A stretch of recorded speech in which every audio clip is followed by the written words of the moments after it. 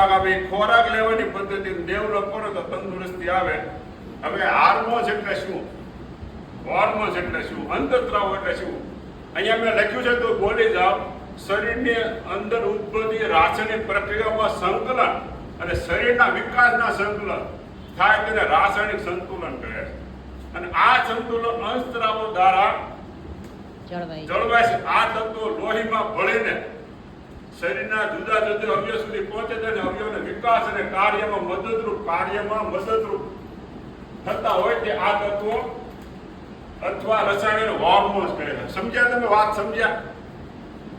શરીરનો જે વિકાસ, શરીરમાં જે રાસાયણિક પ્રક્રિયા અને શરીરનો વિકાસ, એ બેમાં સંતુલન અને સંકલન જ્યારે જળવાય ને,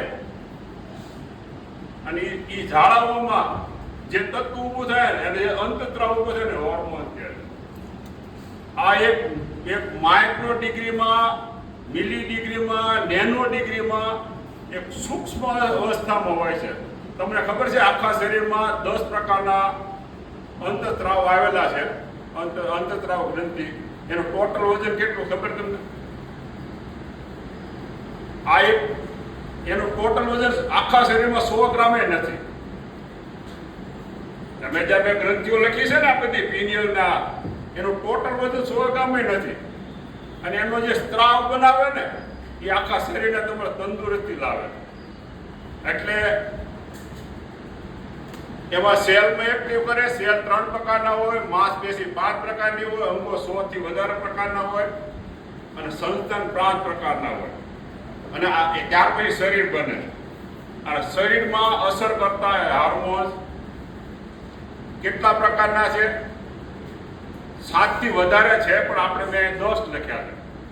અને કયા આ ચિત્ર એટલે દોર્યું છે કયા ભાગમાં આવે તો માર્કિંગ કરો. કુદરતી રચના જુઓ તમે. અહીંયાથી ઉપરના ભાગમાં કેટલા છે? 6 છે, 2 નીચે મૂક્યા.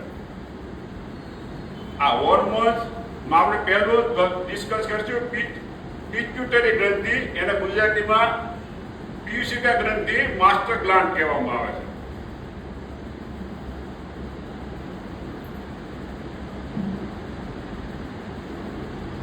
હવે પિટ્યુટરી ગ્રંથિ છે ને એને માસ્ટર ગ્રોથ કહેવાય છે. એમાં જે હાર્મોન્સ બને ને, હોર્મોન્સ અંતઃસ્રાવો જે બને ને એ બાકીની ગ્રંથિઓને કંટ્રોલ કરવાનું કામ કરે. અને બાકીની જે ગ્રંથિઓ છે ને એને કોઈ પણ પ્રકારની જરૂરિયાત પડે ને એમાં એની ઉણપ પૂરી કરવાનું કામ કરે. આ બધી જ ગ્રંથિઓ છે બહુ અગત્યની છે. એમાં પિટ્યુટરી ગ્રંથિ છે ને, પિયુષિકા ગ્રંથિ, મેં ગુજરાતીમાં પણ લખ્યું છે. આ બધા આ શબ્દો છે ને મારા શબ્દો નથી.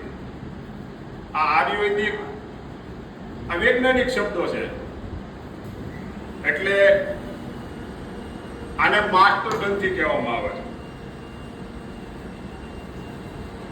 એ જે હોર્મોન પેદા કરે ને ગ્રોથમાં હોય છે. ગ્રોથમાં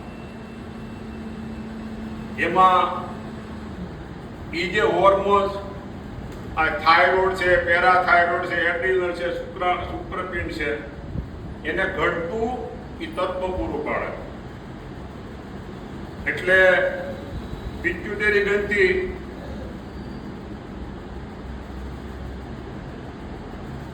ને જો એમાં ઉણપ આવે તો શું કરવું પડે ખબર તમને? આ પિટ્યુટરી ગ્રંથિ તો તમારી જો એક્ટિવ ન થાય ને તો એને શું કરવું પડે ખબર? એના ગ્રોથના હોર્મોન્સના ઇન્જેક્શન લે. એટલે પિટ્યુટરી ગ્રંથિ ત્યાં આવીને જુઓ તમે. આ બે મગજ છે. આ પિનિયલ ગ્રંથિ છે, આ છે હાઇપોથેલામસ છે, અને આ છે પિટ્યુટરી ગ્રંથિ.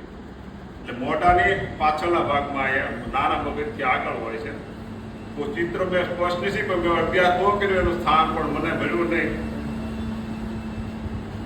એટલે સ્નાયુના વિકાસ માટે, આ સેલ ને માંસપેશીના વિકાસ માટે જ્યારે તમારું શરીરનું બંધારણ ન જળવાય ને ત્યારે એને ઇન્જેક્શનો લેવામાં આવે છે અને આ જે ઘટતું જે તત્વો છે ને એ પૂરું પાડવા માટે આ બધું કરવામાં આવે છે. એટલે આ પિટ્યુટરી ગ્રંથિનું મેઇન કામ શું ખબર તમને? જ્યારે કોઈ મહિલા, આજે તો ખુલીને વાત કરવાની છે, મહિલા આ જે તત્વો છે ને એ કાયમ એક્ટિવ નથી થતા. શરીરમાં જ્યારે જરૂર પડે ને ત્યારે જ એક્ટિવ થાય. જ્યારે કોઈ મહિલા માં બનવાની હોય ને એને પ્રસવ પીડા કહે ને, પ્રસવ પીડા જ્યારે થાય ને ત્યારે પિટ્યુટરી ગ્રંથિ એક્ટિવ. પ્રસવ થયા પછી બાળકને જે દૂધ આપવાનું હોય ને એ દૂધનો જે શરીરમાં જે પેદા કરે ને એ આ પિટ્યુટરી ગ્રંથિ. અને બીજું મેઇન કામ છે આપણે એડ્રિનલ ગ્રંથિ હેડ ઓફ કિડની, એ કિડનીને પણ રક્ષણ આપે. આ પિટ્યુટરી ગ્રંથિ ઘણી જગ્યાએ જે અસર આવતી હું બતાવીશ, પણ મેઇન મેં કીધું એ કિડનીમાં, કિડની તો તમને ખબર છે ને કે શરીરનું જે ખરાબ કચરો એ બહાર કાઢે. એ ખરાબ કચરો બહાર કાઢે તો પિટ્યુટરી જો એનો ત્રાવ જો કિડનીને ન આપે ને તો પાણીનું અવશોષણ ન થાય. એટલે મેઇન કયા કામ છે પિટ્યુટરી ગ્રંથિના? પ્રસવ પીડામાં બાળકને દૂધ આપવા માટે દૂધ અને કિડનીમાં. પિટ્યુટરી ગ્રંથિનું બીજું પણ એક છે, શરીરની તમારી વૃદ્ધિ ન થાય. બાળક હોય એની શરીરની વૃદ્ધિ ન થાય તો હમણાં બોલ્યો ને ગ્રોથ હાર્મોન્સના ઇન્જેક્શન લેવા પડે. પિટ્યુટરી ગ્રંથિમાં યોગ્ય પ્રમાણમાં એનું તત્વ અંતસ્ત્રાવ ન બને, અંતર હોર્મોન જે એનું તત્વ ન બને ને ત્યારે ગ્રોથ હોર્મોનના ઇન્જેક્શન લેવાના હોય. એટલે શરીરની વૃદ્ધિનું પણ કામ કરે. અને પુરુષોમાં અંડપિંડ અને શુક્રપિંડ પુરુષોમાં અને મહિલામાં અંડપિંડ, એનું શુક્રાણુ અને અંડકોષ એનું પણ કંટ્રોલ કરવાનું કામ કરે. એટલા માટે એને કહેવામાં આવે છે માસ્ટર ગ્રંથિ. ત્યાર પછી આપણે વાત કરીશું થાઇરોઇડ. થાઇરોઇડ ગ્રંથિ અને ગુજરાતીમાં કંઠ ગ્રંથિ કહે છે. એ થાઇરોક્સિન નામનો હોર્મોન બનાવે. હવે આ તો થાઇરોઇડ છે ને, થાઇરોઇડ તમને બધાને કોમન વસ્તુ છે ને થાઇરોઇડ.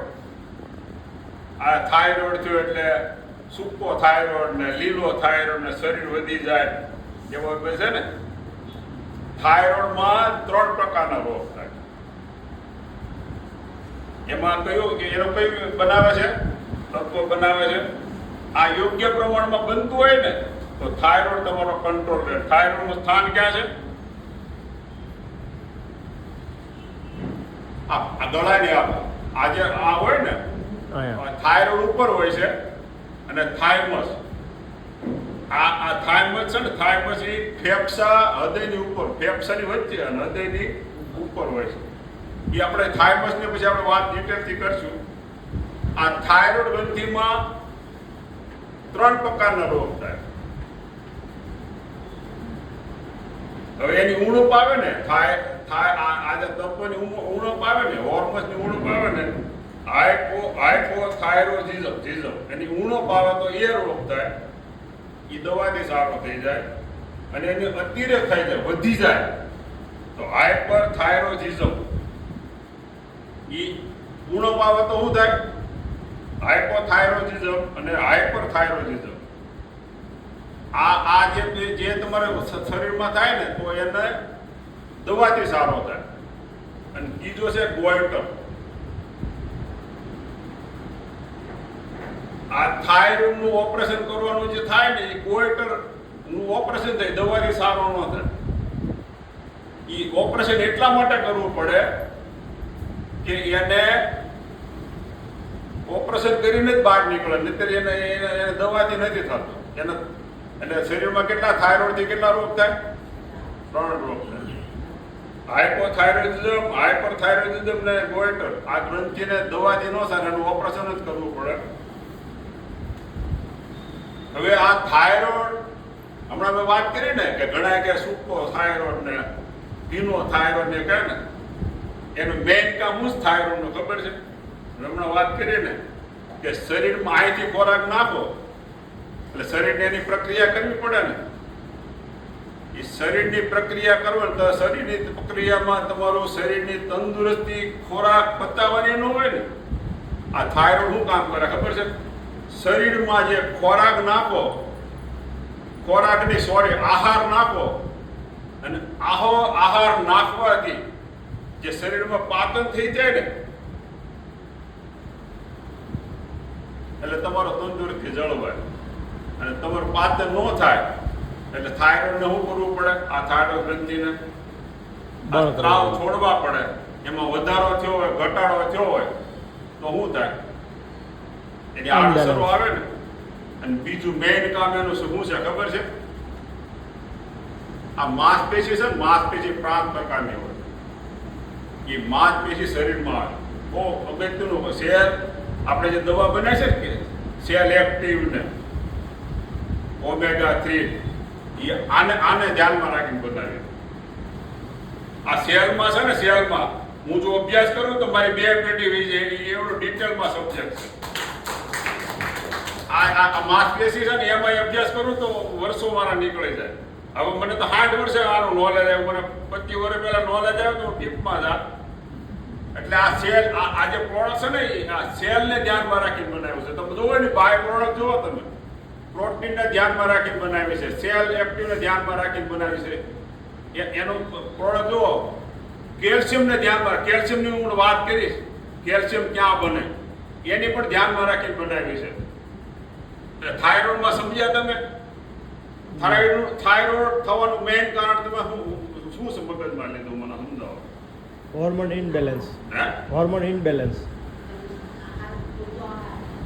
હું બોલ્યો કે તમે શરીરમાં ખોરાક નાખો, શરીરમાં પાચન ન થાય ત્યારે થાઇરોઇડને એક્ટિવ થવું પડે. એટલે પાચન પ્રક્રિયામાં એ વધારો કરે અને માંસપેશી વિકાસનું નિયમન કરે. આ એનો મુખ્ય કામ, વૈજ્ઞાનિક શબ્દ છે. આ હું બોલ્યો, થાઇરોઇડનું મેઇન કામ છે પાચન. ન પચે. હવે આપણે ઘડિયાળમાં મેં વાત કરી હતી, જઠરમાંથી જ્યારે ખોરાક વલોવાય અને નાના આંતરમાં જાય, એમાં જે ચરબી તોડે અને પછી જે વાત કરે છે પક્વાશયમાં જાય, એ બધી પ્રક્રિયામાં આડઅસર આવે.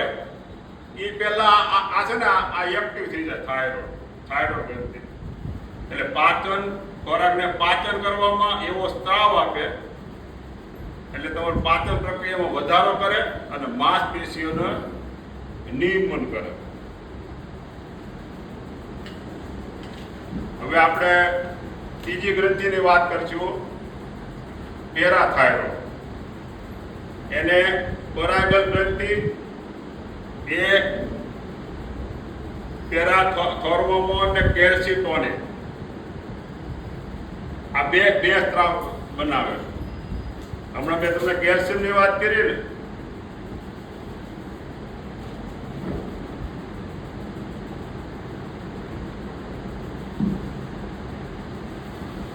જ્યારે તમારા શરીરમાં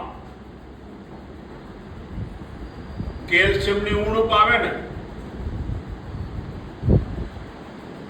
એ ઉણપને પૂરું કરવાનું કામ આ પેરાથાઇરોઇડ ગ્રંથિ કરે.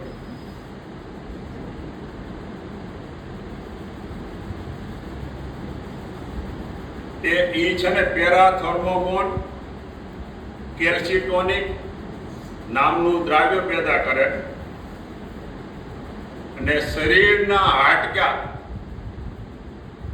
જ્યારે કમજોર થાય ને અથવા એમાં કોઈ વીકનેસ આવે ને તો આ પેરાથાઇરોઇડ ગ્રંથિ હાડકાના વિકાસમાં અગત્યનો ફાળો ભજવે.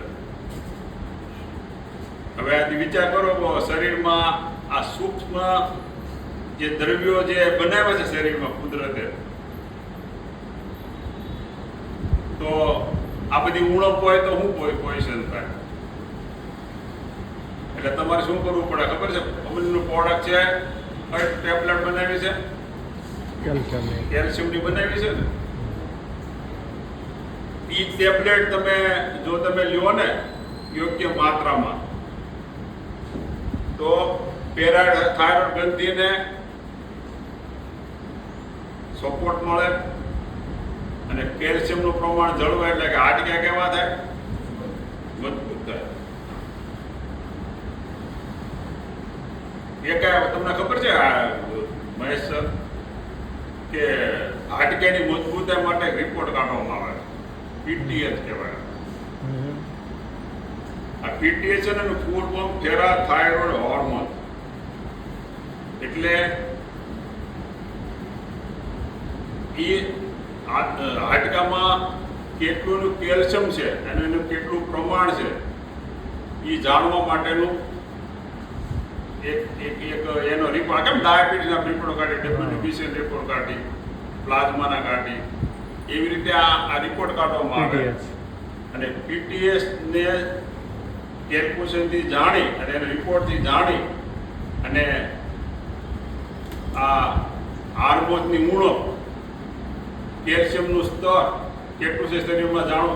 એક આ છે ને સબ્જેક્ટ, તમને એમ લાગશે કે બોરિંગ સબ્જેક્ટ છે, પણ શરીરને તંદુરસ્ત રાખવા માટે જે તમે ખોરાક લો છો ને, અંગો દાખલા તરીકે આ ફેફસા છે, હૃદય છે, લીવર છે, કિડની છે, યકૃત છે, આંતરડા છે, મોટા આંતરડા, એ તો એનું કામ કરે જ છે પાચન પચાવવામાં.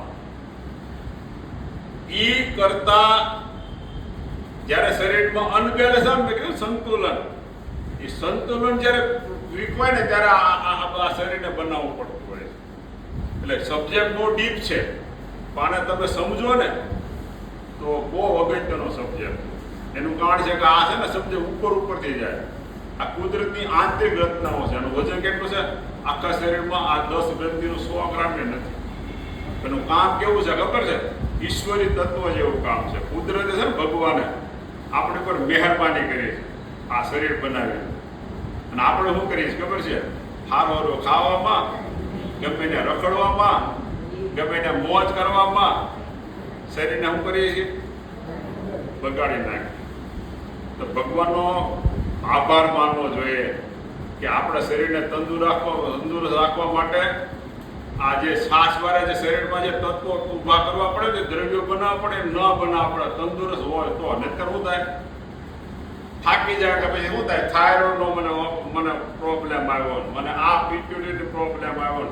અત્યારે મેઇન પ્રોબ્લેમ આ થાઇરોઇડનો છે. શું કામ ખબર છે? હું પાછો એની ઉપર જાઉં. તમારું પાચન બરાબર ન થાય ને એટલે થાઇરોઇડનો પ્રોબ્લેમ. અને તમે દવા લો ને, એમાં જો લીલો હોય તો આમ થાય અને સૂકો હોય તો આમ થાય.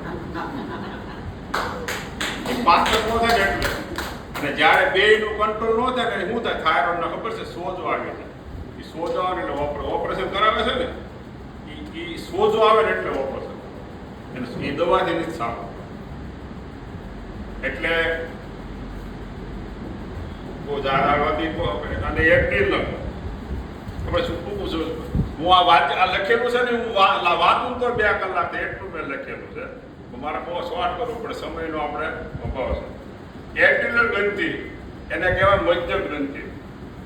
આ એક્ટિલર ગ્રંથિ, મધ્ય ગ્રંથિ એટલે આ જઠરની અને એની આસપાસ આવે એટલે એને મધ્ય ગ્રંથિ કહે છે. એડિનલ અને મિનરેલો, આમાં 4-5 સ્ત્રાવ બનાવે. મેં 2 જ લખ્યા છે. અને ઇરિથ્રોપોઇટિન આવા સ્ત્રાવ ઉભા કરે છે. હવે આ સ્ત્રાવથી શું થાય ખબર? આ શરીરમાં આ સ્ત્રાવ નો બને ને, ખબર છે? મારા ઢીલો ડપ હોય, આ કિડની તમારી કામ ન કરે એટલે મારા ઢીલો ડપ રહે. કિડનીની એક્ટિંગ કરવી હોય તો શું કરવું પડે? પાણી યોગ્ય માત્રામાં પીવું પડે. પાણી પીવું પડે. અને કેવું પાણી પીવું પડે? હુંફાળું. અફ્રેશ વાળું પાણી પીવું છે, લીંબુ વાળું પાણી પીવું છે. એટલે એ શરીરને ઉર્જા આપવાનું કામ કરે. તમારે આજે આ એડિલ ગ્રંથિ છે ને, એ કિડનીને સપોર્ટ કરે છે. અને મેઇન કામ શું જ ખબર છે? હિમોગ્લોબિન બનાવે.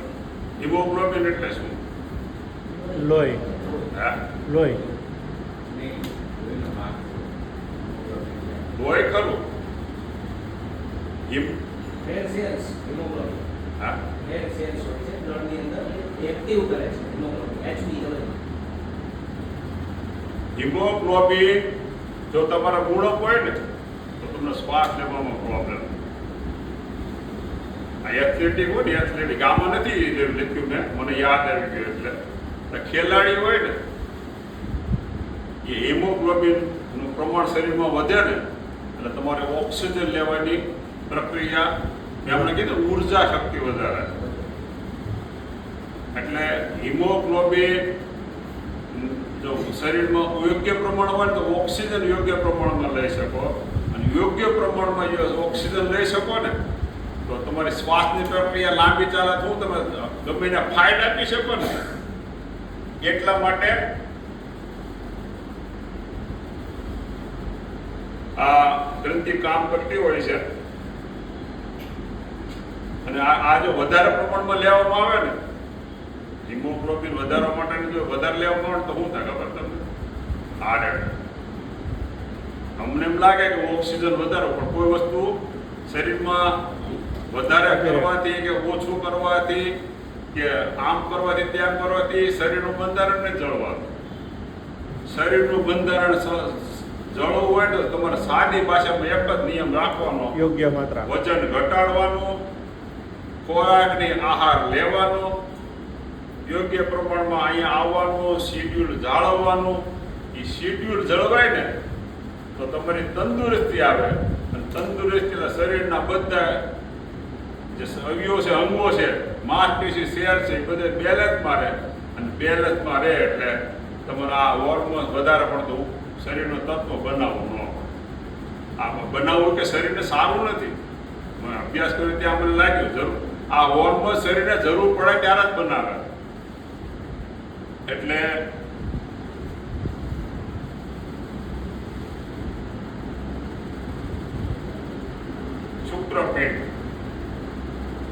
શુક્રપિંડ એ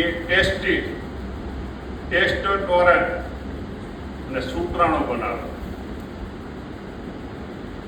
જો આ શુક્રાણુ તો આપણે બધાને ખબર છે શુક્રાણુ શું વસ્તુ છે, એમાં ડીપમાં નહીં જાય. એને કારણે આપણો વંશ પહેલો શુક્રાણુથી બનતો. આ ટેસ્ટોસ્ટેરોન આ હાર્મોન જ્યારે ક્યારે બનાવે ખબર છે તમને? જ્યારે દીકરો છે ને બાપના ખંભે આવે ને ત્યારે એની મૂછનો દોરો ફૂટે અને શરીરમાં જે બંધારણના જે ફેરફારો થાય ને એ ફેરફાર કરવાનું કામ આ શુક્રપિંડ. આપણે કહીએ ને દીકરો તમારા ખંભે આવી ગયો એટલે શરીરમાં મૂછ આવી, ઊંચાઈ વધવી, દાઢી વધવી. ટેસ્ટોસ્ટેરોનનું મેઇન કામ શું ખબર છે? એ સ્નાયુને ડેવલપ કરે. તો ટેસ્ટોસ્ટેરોન ન બને ને તો શરીરનો વિકાસ ન થાય. ઘણા ખબર છે બટકા હોય અને મૂછ બધું આવી ગયું હોય, શરીરનો વિકાસ ન થયો. આ તમારું ન બને એટલે આ પ્રોબ્લેમ આવે. એટલે શું કરવું પડે તમારે? બાળકને છે ને ચોકલેટ છે, આ જે પડીકા મળે છે ને એ ખવડાવવાનું બંધ કરો. એ જે ખવડાવશો ને તેની આડઅસરો થાય ને એટલે આ પ્રોબ્લેમ આવે. તમારું બાળક જ્યારે યુવા અવસ્થામાં પ્રવેશ કરતું હોય ને ત્યારે સ્વાભાવિક છે એ બધું આતો પૂછો બધો ખાતો હોય, પણ તમે એને ખાવાની પદ્ધતિ સમજાવો ને તો એનો પૂર્ણ વિકાસ થાય. ઘણા ખબર નાની ઉંમરમાં હોય તો આમ થઈ ગયા હોય છોકરા, શું છે તાણ શું છે, એનું યોગ્ય માત્રામાં શરીરનો વિકાસ ન થાય ને એટલા માટે. અને ત્યાર પછી આવશે અંડપીંડ. અંડપીંડી મહિલાઓ અને બહેનોનો એ આખો જે ભાગ છે એનો અંડકોષ એમાં ઉત્પન્ન થાય છે. આપણો વંશ વેલો વધારવા માટેનું કુદરતી એક માધ્યમ છે. આમાં હું તમને શરમ ન રાખવી જોઈએ, એમ કારણ છે એની વગર કોઈ વસ્તુ પૃથ્વીનું સર્જન, માનવ જીવનનું સર્જન નથી થતું. ઇલોસ્ટોન ને પ્રોજેસ્ટોન એ બે નામના એ અંતસ્ત્રાવ હોર્મોન બનાવે છે. જ્યારે દીકરી છે ને દીકરી થોડીક મોટી થાય ને, થોડીક યુવા અવસ્થામાં પ્રવેશ કરે ને, એટલે આ સ્ત્રાવ જ્યારે ઝરવા મળે ને, આ સ્ત્રાવ એટલે દીકરી તમારી મોટી થઈ ગઈ. એ સ્ત્રાવ નો ઝરે ને, યંગ જે શરીરમાં જે એના જે દીકરીમાંથી જ્યારે મોટી થાય અને એ મોટી થયા પછી જે એનો જે શરીરમાં જે અંગો આવે ને, કે આપણે બહુ ડીપમાં નથી કરવું, અંગો એટલે સમજી ગયા, એ અંગોનો વિકાસ ન હોય ને આ સ્ત્રાવનો ઊંડો પણ તો થાય. એટલે આના આ સ્ત્રાવનો ઊંડોને દૂર કરવા માટે શું કરવું પડે? આ જે કંપનીની પ્રોડક્ટ છે ને, ડાયના શેક, હાઇટ વધારવા માટે બેટા આ ડાયના શેક છે, એ આ કામ કરતું હોય છે. એટલે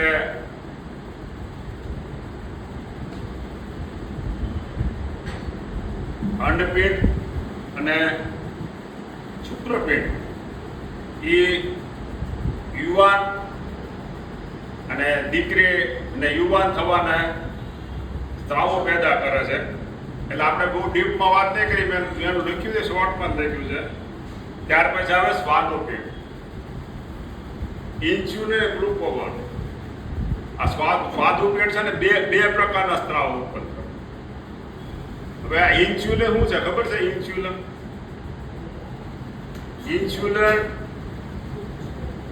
શરીરમાં ઉણપ થાય એટલે શું થાય?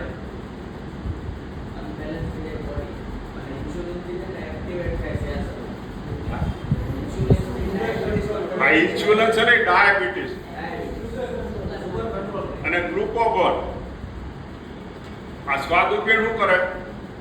સ્વાદુરસ જ્યારે નાના આકારમાં એ ઠલવે ને, એટલે શરીરનું શું થાય? એ પાચન થાય. અને ઇન્સ્યુલિનની યોગ્ય માત્રામાં ન જળવાય એટલે ડાયાબિટીસ થાય. આ ડાયાબિટીસ થવાનો આ સ્વાદુપિંડ છે. ડાયાબિટીસના તો ઘણા કારણો છે, પણ ડાયાબિટીસને કંટ્રોલ રાખવાનું કામ આ સ્વાદુપિંડ કરે છે. અને પાચન કરવાનું ગ્લુકોગોન, એટલે ગ્લુકોગોન નામનો એક પાચકરસ બનાવે છે. એ બે આ છે ને સ્વાદુપિંડની બે સ્ત્રાવ પેદા કરે. જરૂર પડે ને ત્યારે ડાયાબિટીસ બધાને હોય છે. એનું કારણ છે આ ઇન્સ્યુલિનની ઉણપ આવે ને, અને એનો પ્રોબ્લેમ આવે ને ત્યારે ડાયાબિટીસ થાય. અને પાચક રસની તો કાયમ જરૂર પડે. તો સ્વાદુપિંડ ગ્લુકોગોન તો બનાવે જ છે શરીરના ખોરાક પાચન કરવા માટે, પણ જ્યારે આમાં પ્રોબ્લેમ આવે ને તો ઇન્સ્યુલિનનું કામ કરતું બંધ. ઇન્સ્યુલિનનું મેં ગુજરાતી જાણવા બહુ કર્યું, પણ ઇંગ્લિશ શબ્દ છે અને ગુજરાતી નથી. એટલે ઇન્સ્યુલિનનું મેં લખ્યું છે, તમને ખ્યાલ આવે. ઇન્સ્યુલિન સ્નાયુમાં અને ચરબીમાં કોષોમાં ગ્લુકોઝના પુનઃસેવન માટે માર્ગ કરી આપે છે. ખ્યાલ આવે તમને? સ્નાયુ અને ચરબી કોષમાં ગ્લુકોઝના પુનઃસેવનમાં માર્ગ કરી આપે છે, તેમજ યકૃતમાં, લીવરમાં ગ્લુકોઝની વિમુક્તિને અવરોધે છે. સમજ્યા તમે? સમજ્યા? સ્નાયુ અને ચરબી એમાં પુનઃસેવનનું માર્ગ કરી આપે છે. એટલે ચરબી વધે એટલે માર્ગ થાય, ચરબી વધે એટલે માર્ગ ન થાય. એટલે ઇન્સ્યુલિનનું કામ કરે. ઇન્સ્યુલિનનું કામ ન કરે એટલે શું થાય? ડાયાબિટીસ થાય. બહુ સાદી પ્રક્રિયા છે આ. તમારું એક છે, તમે એક જ માર્કિંગ કરજો, તમે સ્વાસ્થ્ય જાળવતા ન હોય ને તો આ બધા રોગ આવી જાય. અને સ્વાસ્થ્ય તમે જાળવવા માટે તમારે જાગૃત થવું પડે. એટલે તમે જાગૃતતા અને શરીરનું જે વધારાનું કામ કરવું પડે છે ને એ ન કરવું પડે. આમાં આપણે ઘણું ડીપમાં બોલી છે, પણ એમાં આપણે બીજું બાકી છે. એટલે અને ત્યાર પછી 8મું છે પિનિયલ ગ્રંથિ. પિનિયલ ગ્રંથિ મેં આગળ ઘડિયાળમાં વાત કરી હતી. શરીરની શું શરીરની સુવાની જે પ્રક્રિયા શરૂ થાય ને એને પ્રકાશ સંવેદિત ગ્રંથિ કહેવાય, મેલાટોનિન. તમે અત્યારે તો આધુનિક જમાનો છે. આ પિનિયલ ગ્રંથિ છે ને, પિનિયલ ગ્રંથિ એ અંધકાર છવાય ને, અંધકાર એટલે પિનિયલ ગ્રંથિ એ શરીરને આદેશ આપે કે અંધકાર થઈ ગયો છે. અંધકાર થઈ ગયો એટલે એ મેલેટોનિન નામનું દ્રાવ્ય ઉત્પન્ન કરે અને અંતસ્ત્રાવ ઉત્પન્ન, હોર્મોન્સ ઉત્પન્ન કરે.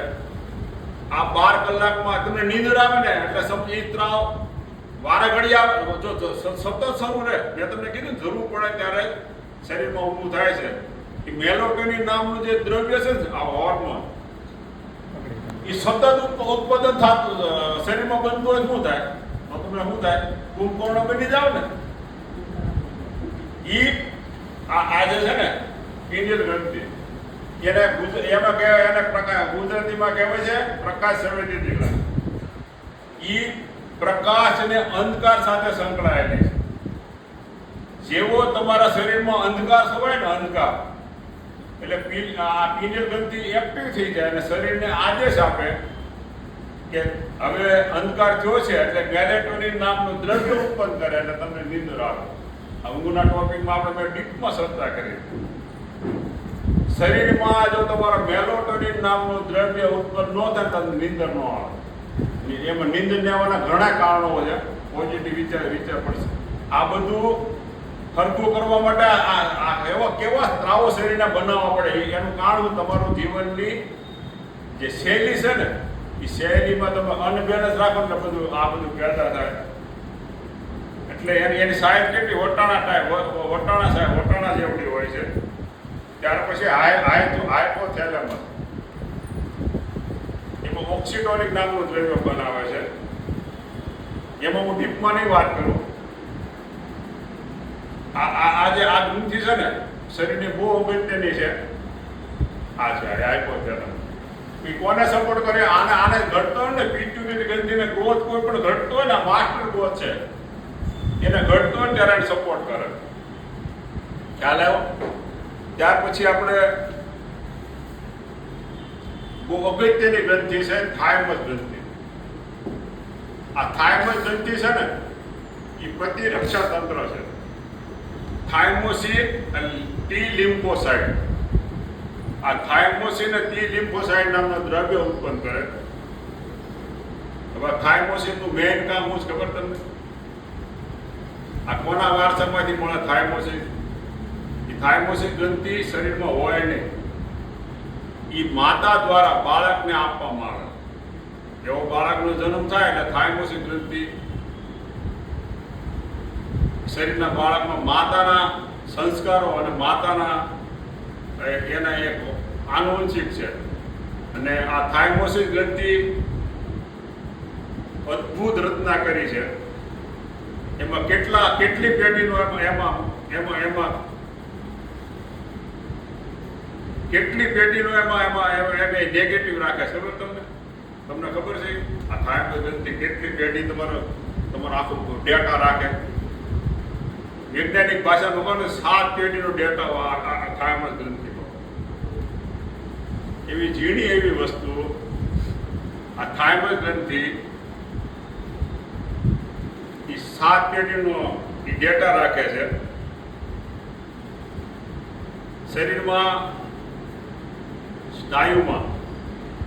સ્નાયુ તંત્ર છે ને, મેં તંત્ર લખ્યા છે, એમાં રુધિરાભિસરણ તંત્ર અને લિશિકા તંત્ર. એ લિશિકા તંત્રનું કામ છે અને લિમ્ફો એ લિશિકા એટલે આ થાઇમોસિસ ગ્રંથિ છે એ શરીરમાં જ્યારે કોઈ ચેપ લાગે અથવા કોઈ રોગ આવે, હમણાં આપણે આવ્યો હતો ને કોરોના, તો શરીરમાં પહેલી વેલી ખબર કોને પડે ખબર છે કે આ નામના જીવ કીટાણુ અથવા બેક્ટેરિયા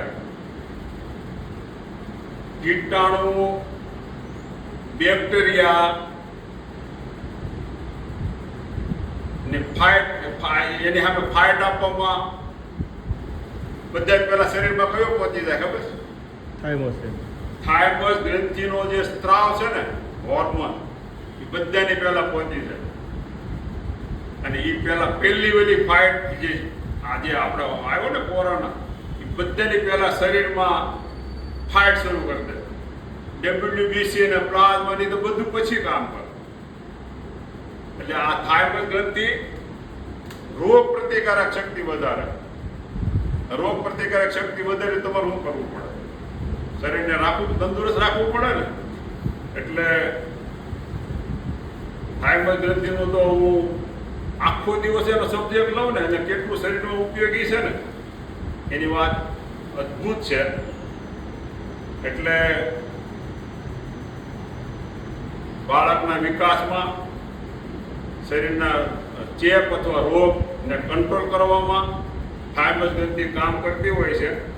એટલે તમારા શરીરને તંદુરસ્ત રાખો. મારા સબ્જેક્ટ હું 50% ઓછો કરી નાખવાનો સમય આપણો થઈ ગયો છે. સમયને માન આપવું પડે. અને ટૂંકમાં કહો કે શરીરના જે અંગો છે ને, અંગો, આ સંસ્થાન, એ સંસ્થાન તો એનું કામ કરે જ છે. એ ઉપરાંત જ્યારે શરીરને ફૂટતા સ્ત્રાવો એટલે ફૂટતા જે તત્વો નું સંતુલન ને સંકલન અને સંતુલન શરીરને રાખવા માટે જે બોડી આ જે આ સ્ત્રાવો બનાવે છે ને, એ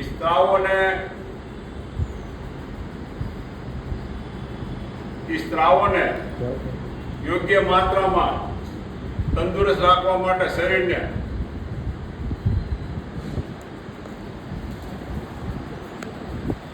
તમે તંદુરસ્તી જાળવો, કાળજી રાખો અને શરીરને તંદુરસ્ત નિરોગી રહે એવા પ્રયત્ન કરો અને યોગ્ય પ્રમાણમાં આ 5 પિલર પર કામ કરો.